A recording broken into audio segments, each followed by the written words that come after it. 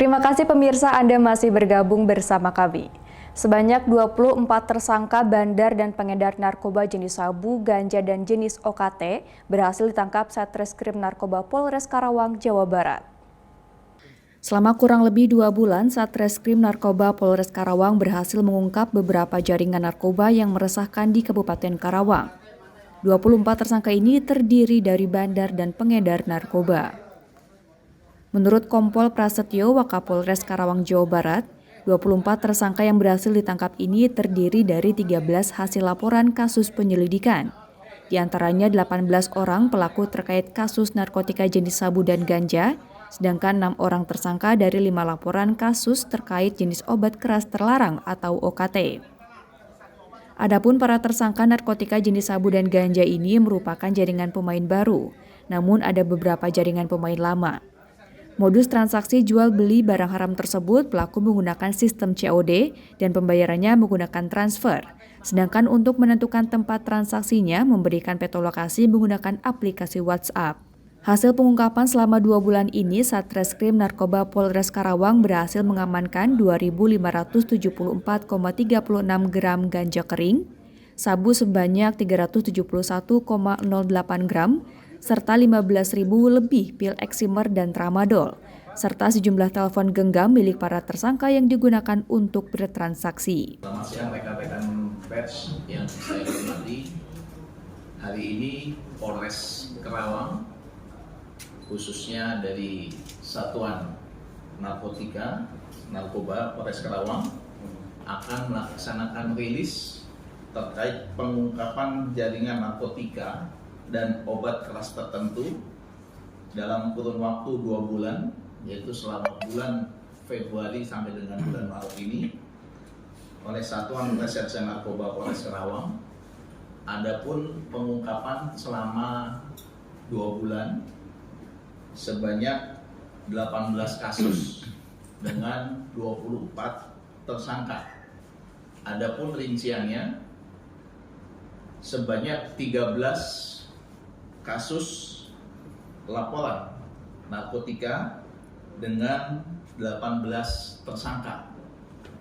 Selanjutnya, laporan polisi terkait dengan obat keras tertentu atau OKT sebanyak 5 kasus dengan 6 tersangka. Adapun barang bukti yang telah kita amankan total untuk sabu sebanyak 371,08 gram, untuk ganja sebanyak 2.574,36 gram, dan OKT sebanyak 15.829 butir pil eksimer dan tramadol. Wakapolres Karawang menjelaskan dengan berhasilnya mengamankan bukti tersebut dari para pelaku, pihaknya telah berhasil menyelamatkan 20.000 lebih korban jiwa di wilayah Kabupaten Karawang. Adapun pasal yang dikenakan bagi para tersangka kasus ganja dikenakan UU RI nomor 35 tahun 2009 tentang narkotika dengan ancaman hukuman 4 tahun atau paling lama 12 tahun penjara atau hukuman mati. Sedangkan tersangka dengan kasus OKT dikenakan pasal 435 Undang-Undang RI nomor 17 tahun 2023 tentang kesehatan dengan ancaman pidana maksimal 12 tahun penjara. Dari Karawang, Jawa Barat, Husna Baharisi melaporkan. Seiring dengan semakin memanasnya kampanye pemilu Amerika Serikat, kedua calon presiden baik petahana Joe Biden maupun Donald Trump bersumpah akan bersikap tegas terhadap Tiongkok. Hubungan diplomatik AS-Tiongkok dipandang sebagai yang terpenting di dunia dengan tensi yang tinggi. And Mr. President, after today, would you still defer to President Xi as next year to term that you used earlier this year? Well, look, he is. From the very first day that we take back the White House. Seiring dengan semakin dekatnya pemilu AS, hubungan kedua negara bisa jadi semakin tegang. Untuk mendapatkan reaksi nyata dari Tiongkok, tim VOA mendatangi Beijing. Ini adalah kali pertama kami diizinkan masuk dalam 4 tahun terakhir setelah restriksi pandemi dan ketegangan hubungan kedua negara yang membuat mustahil untuk mendapatkan visa. Kami tanya warga Beijing akan pendapat mereka terhadap Joe Biden dan Donald Trump. 怎么说呢？我肯定还是基于对我们自己国家的一个想法吧，就是我觉得他俩不管哪个上来，对于我们国内都不太好。从一个中国普通的一个学生的这个立场来说的话，我比较喜欢是 Trump 这种的，因为他虽然有时候就是一些表现可能比较 Kebijakan Trump terhadap Tiongkok dulu tidak mudah ditebak, berganti-ganti antara menyerang dengan pendekatan diplomasi personal. There was a lot of friction between the United States and China. And now it's a love fest. Bagi publik di Tiongkok, Trump memiliki nama panggilan yang jika diterjemahkan dari bahasa Mandarin artinya rekan seperjuangan membangun negara. Pada dasarnya itu berarti warga di Tiongkok menilai bahwa Trump membantu negara tersebut dengan mengorbankan atau merusak citra global AS sendiri. 就比较有意思，就好多莫名其妙的符合了我们的一些利益或者政策吧，做事说来直来直去吧，说话有的时候在客观上有的时候就可能就帮助中国，客观上帮助中国。Trump menerapkan tarif tinggi yang berdampak pada ekonomi Tiongkok, tapi ia juga merenggangkan hubungan dengan banyak sekutu AS dan menarik diri atau mengkritisi kelompok-kelompok yang sentral bagi tatanan global di bawah pengaruh AS. Sementara Biden sebaliknya menguatkan aliansi AS terutama di Asia, membuat pemerintah di Beijing waspada.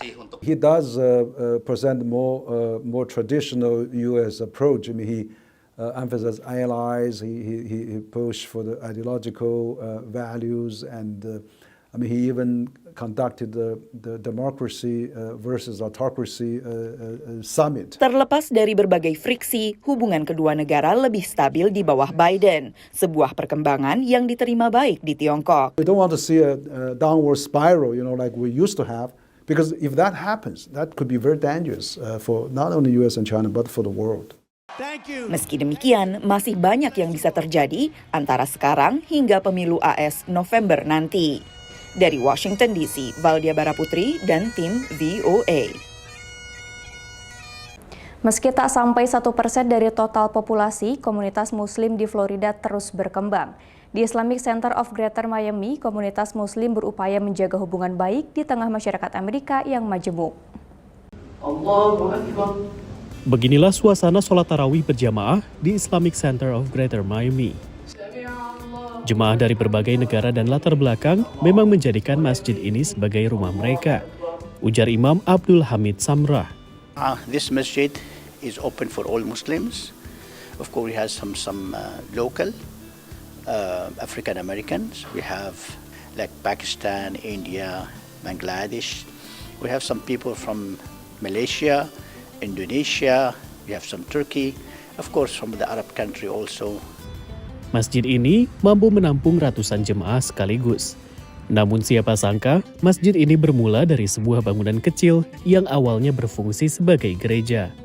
So about 6,000 square feet we constructed and we started our services in around 1995. Masjid ini direnovasi menjadi bentuknya yang sekarang pada 2013 dan mendapat izin penggunaan pada 2014. Ketika dia merancang desain masjid, Siddiq memikirkan betul harmoni dengan lingkungan sekitar. Would be out of proportion of the neighborhood. So I kept it lower, almost the same, equalizing the height of the dome and the minaret. And alhamdulillah, it came out good. I think it is good. Pemeluk Islam di kawasan Miami menyumbang kurang dari 1% populasi. Angka ini termasuk kecil dibandingkan pemeluk Yudaisme 9% dan Kristen 68%. Meski kadang komunitas Muslim dipandang sebelah mata, menurut pengurus masjid, itu tidak menghentikan mereka berbuat baik kepada semua orang. Especially during COVID epidemic, we are providing drive-through food, free food to our neighbors in this area. We are providing at that time COVID testing. And then we providing a COVID vaccine also. And nowadays we providing a flu vaccine. Masjid ini aktif bersilaturahmi dengan komunitas agama Kristen dan Yahudi di sekitarnya, serta pemerintah setempat, terutama saat Ramadan di mana masjid begitu sibuk. There are so many good people around us, and we have a good relation with our neighbors, the local government, and the security, law enforcement. Perubahan itulah yang juga dirasakan Bilal Khan yang mengamati pergeseran di masyarakat selama 8 tahun jadi jemaah masjid ini.